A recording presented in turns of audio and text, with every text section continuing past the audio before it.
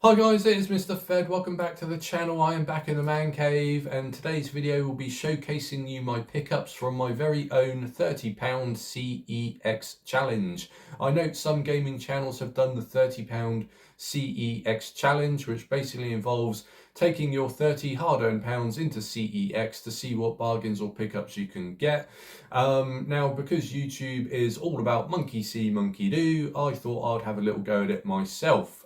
So, like other YouTubers, I have set myself some rules in terms of what pickups that I can get, and the rules that I've set myself are the following. The first one being I'm not allowed to pick up any sports titles. The second one being I'm not allowed to pick up any Lego titles.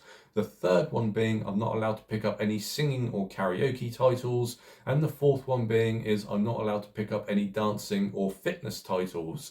Now, all my pickups are Nintendo. I set myself an additional rule that I had to pick up at least one Nintendo Wii game, one Nintendo Wii U game, and one Nintendo Switch game. I'm a Nintendo fanboy, so I follow a strict kind of Nintendo lineage. I've never had PlayStation or anything like that, so there won't be any PlayStation or Xbox pickups.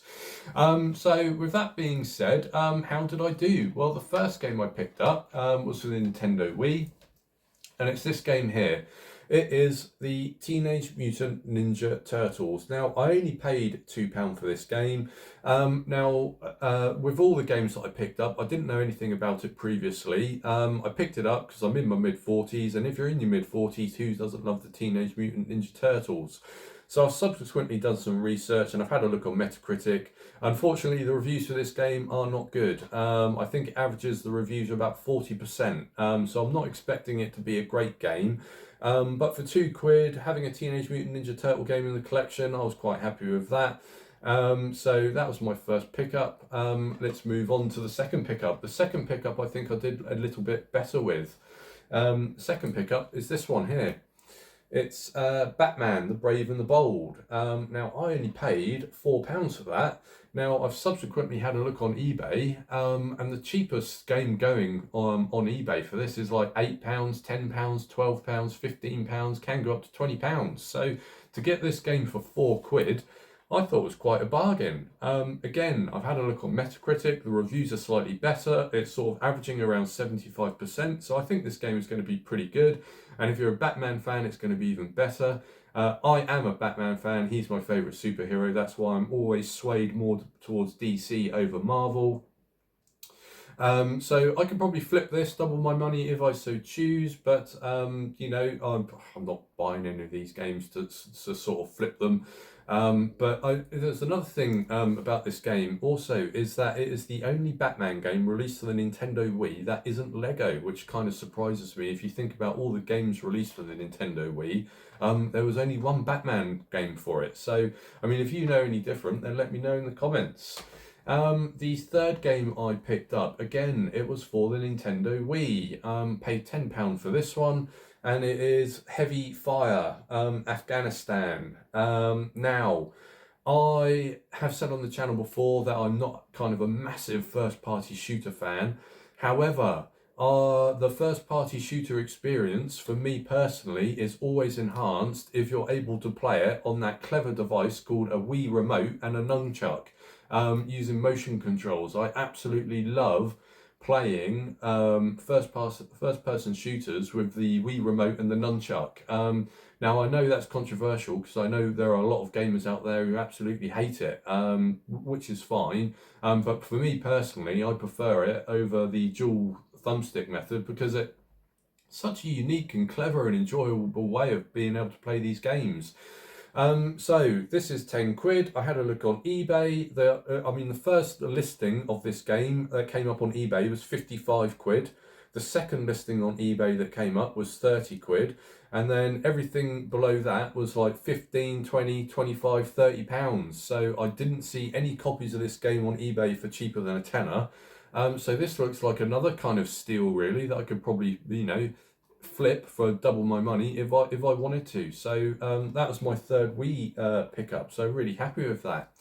So then I went over to the Wii U section. Now, the Wii U section was quite small in my CEX, so there was actually only 3 games that I didn't own that could potentially be a contender.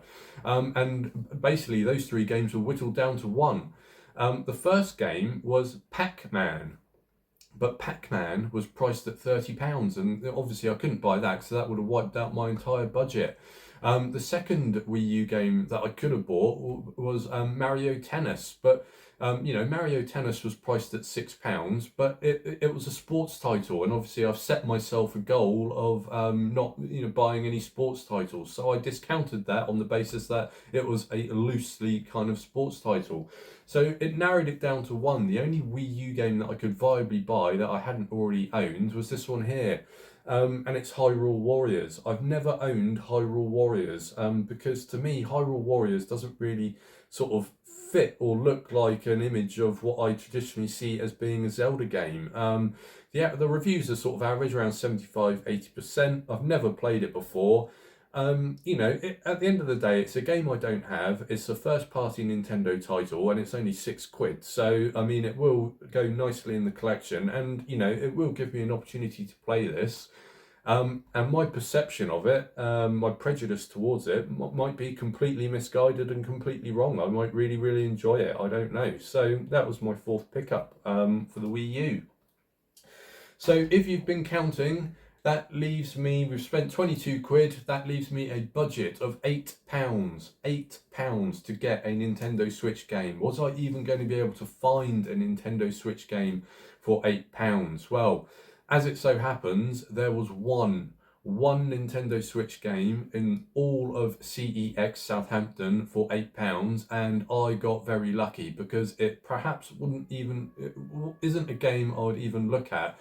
So if I had £10 left, I probably would have bought something different, but I only looked at it because it was the only game that fit within budget.